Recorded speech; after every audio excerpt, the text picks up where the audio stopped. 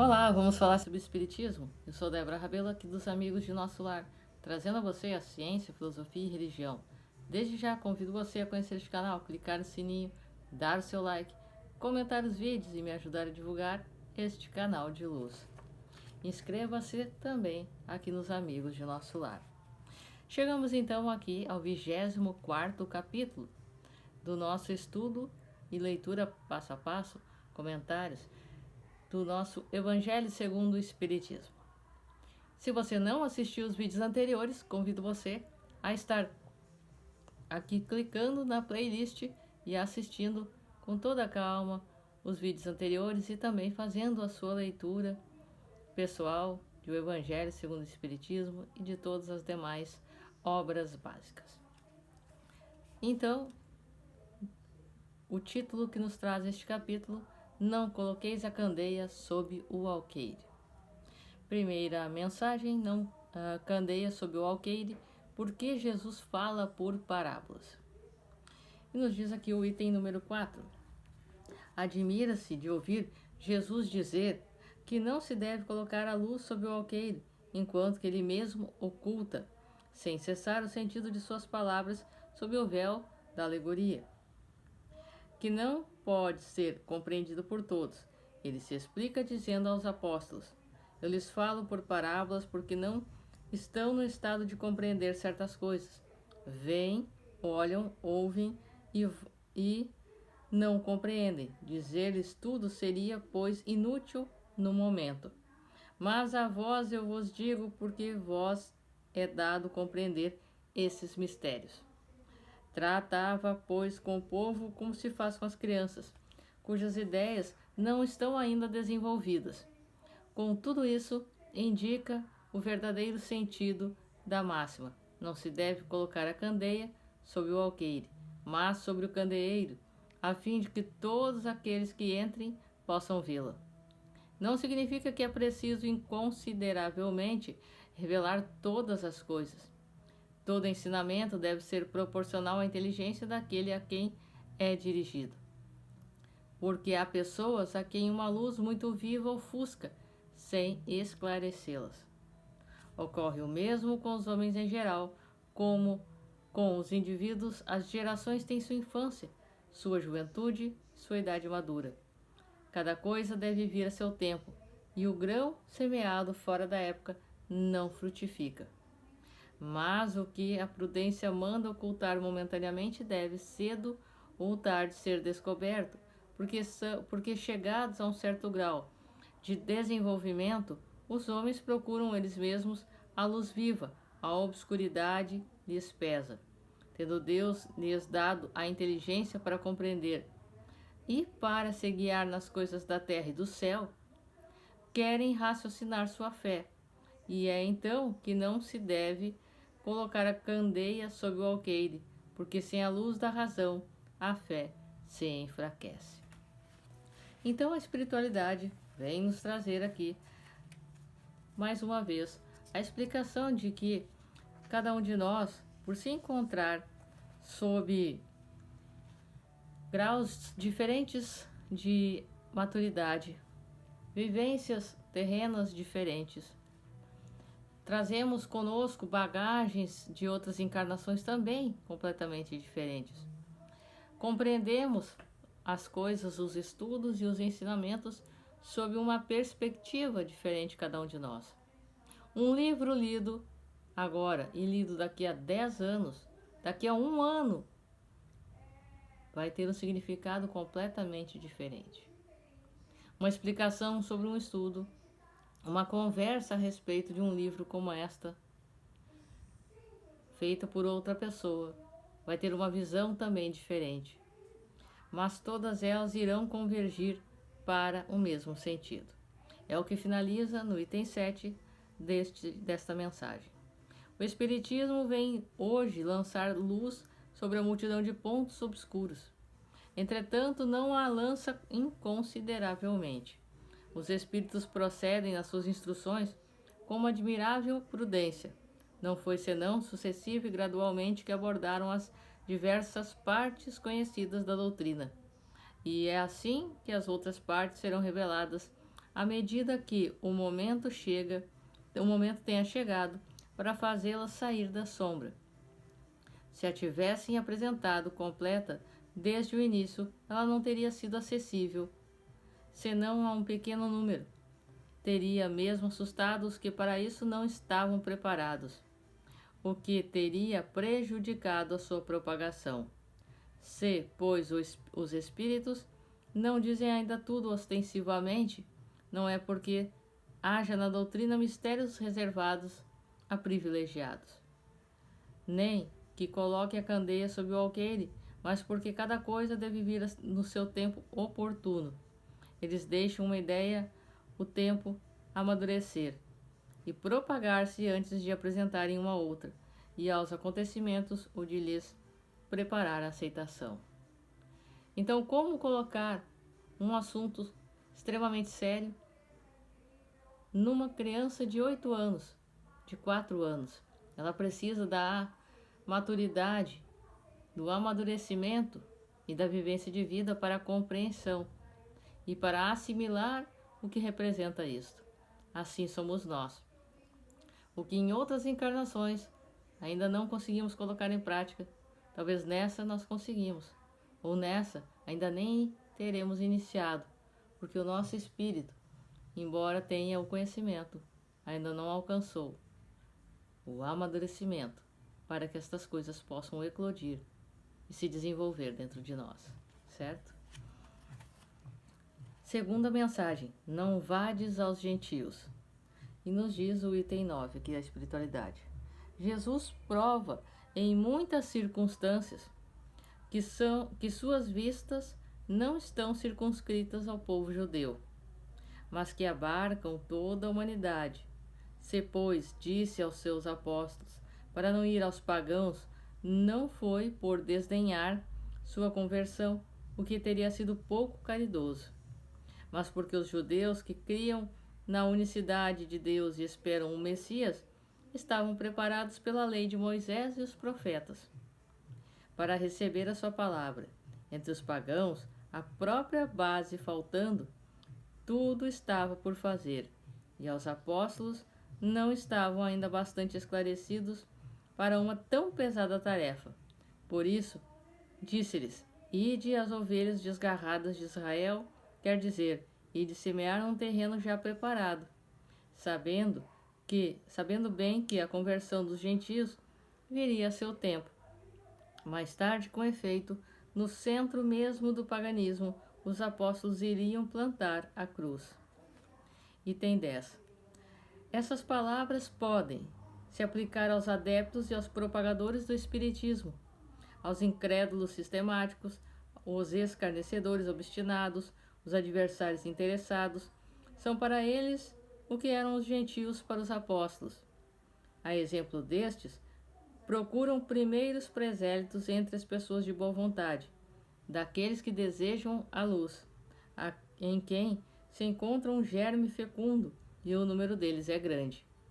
Sem perder seu tempo com aqueles que se recusam ver e ouvir, e se obstinam tanto mais pelo orgulho, quanto se parece ligar mais valor à sua conversão. Mais vale abrir os olhos a 100 cegos que desejam ver claramente, do que um único que se compraz na obscuridade. Porque aumentar o número dos que sustentam a causa em maior proporção. Deixar os outros tranquilos não é indiferença, mas uma boa política.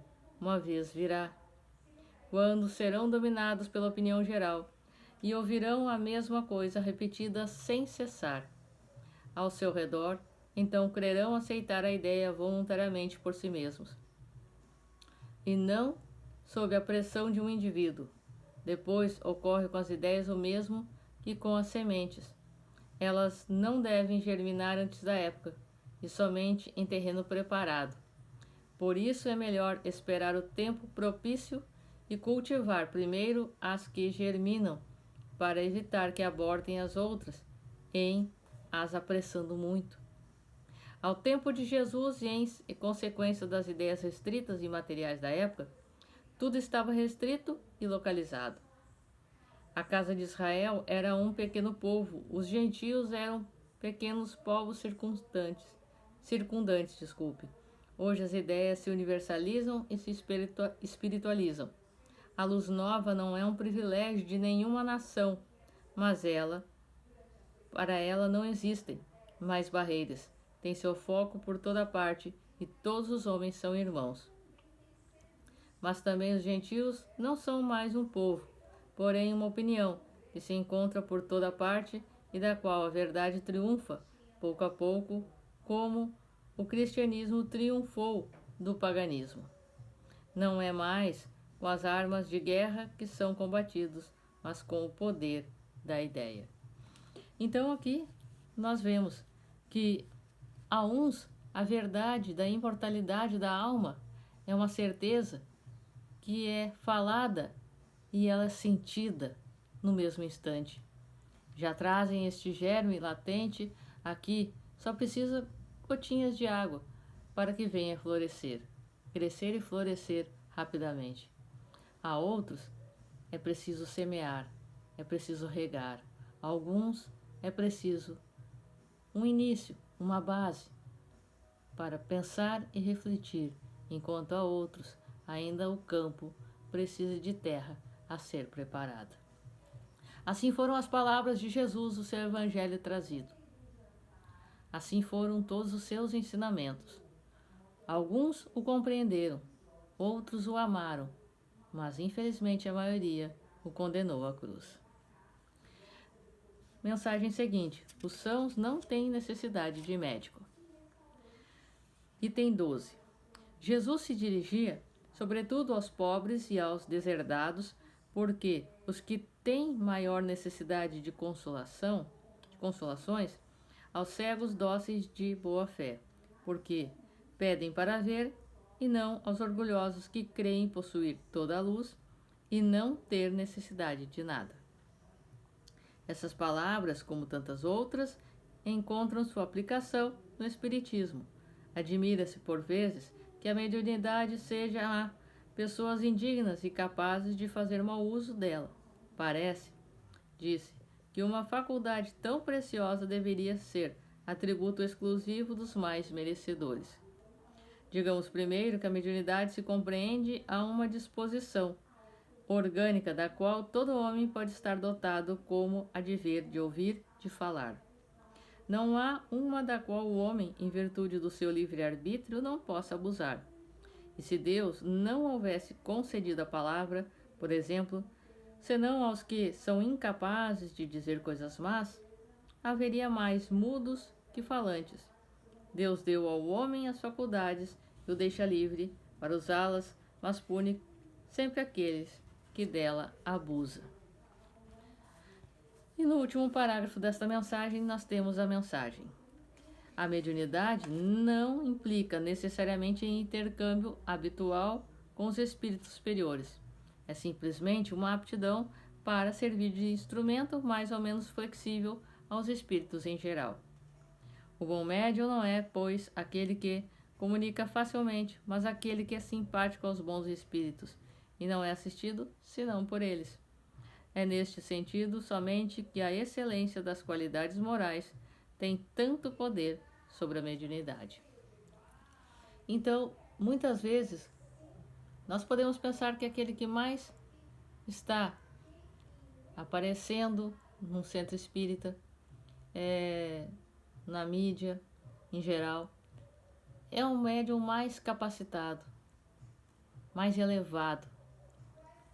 Mas nós não sabemos por dentro o que ele cultiva, seus hábitos, seus pensamentos, e irão, sim, fazer jus e vibrar na mesma linha da espiritualidade superior dos bons espíritos.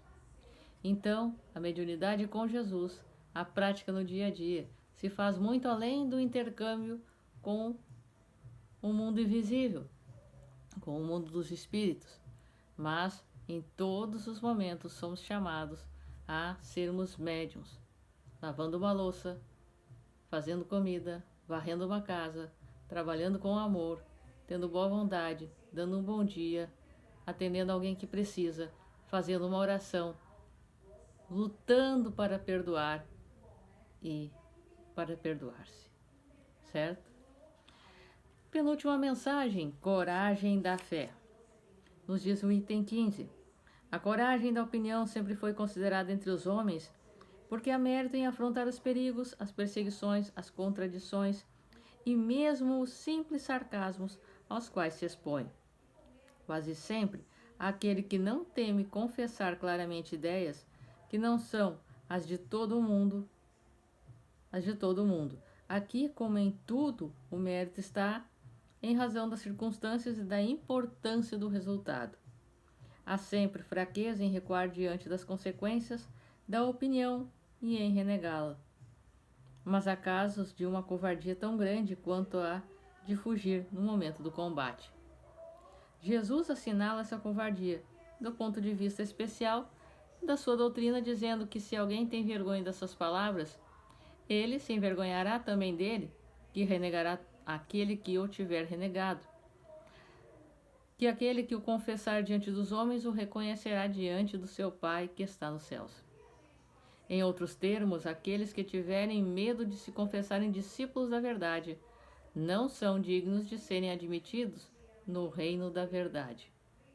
Perderão o benefício de sua fé, porque é uma fé egoísta, que aguardam para si mesmos, mas que escondem com medo que lhes cause prejuízo neste mundo. Enquanto que, colocando a verdade acima dos seus interesses materiais, aqueles que a proclamam abertamente trabalham, ao mesmo tempo, para o seu futuro e os dos outros. Item 16. Assim o será com os adeptos do Espiritismo, uma vez que a sua doutrina, não sendo outra senão o desenvolvimento e aplicação da do Evangelho, é a eles também que se dirigem as palavras do Cristo.